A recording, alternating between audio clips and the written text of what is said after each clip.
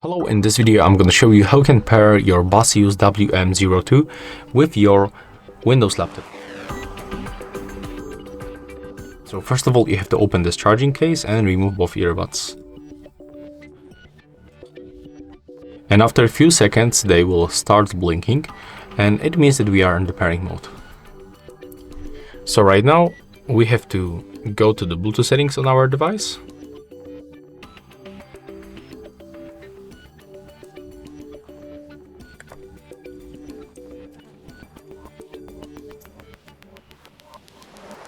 We have to click to add the new device and select the Bluetooth.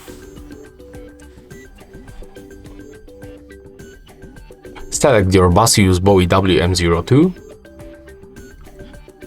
and we are connected. So that's all for this video. Hope you like it.